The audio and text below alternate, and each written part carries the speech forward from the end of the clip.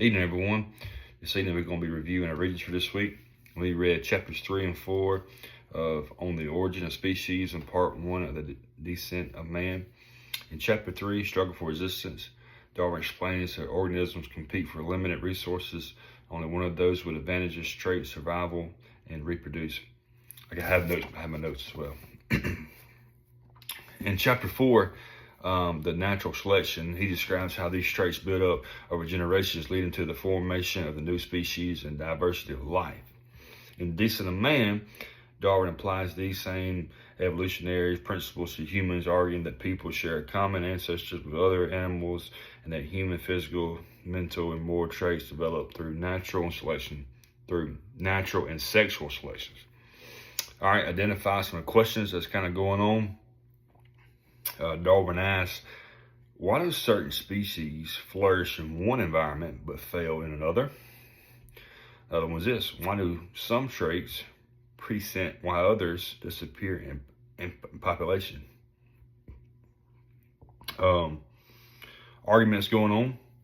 He's struggle for existence.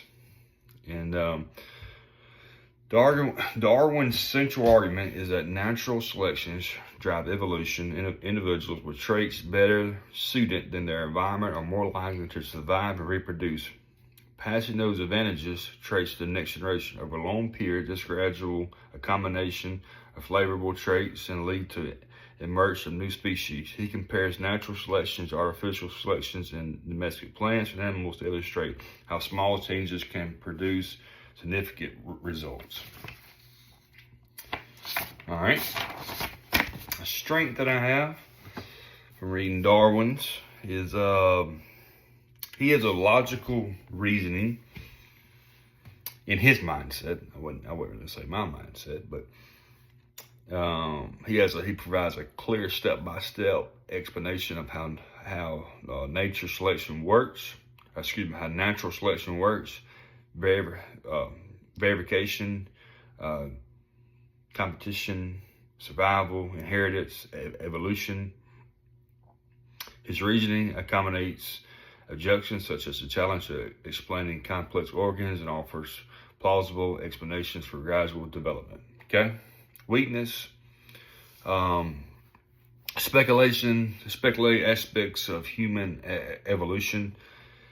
In the Descent of Man, some arguments regarding morality, social instance, and social selections are based more on observation and inference than on direct evidence. As a result, certain aspects of his human evolution theory are less to his work on plants and animals. So that's kind of where, after reading all this, that kind of I draw my conclusion is just that,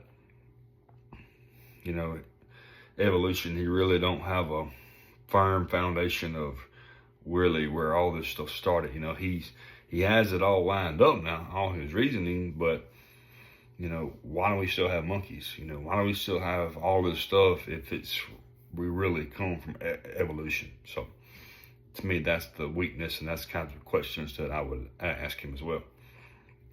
So some clarifying questions to answer. What evidence does Darwin provide that humans share a common ancestor with other animals? That's my question there. Why does Darwin believe natural selections can produce new species over a long period of time? Thanks. Y'all have a great evening.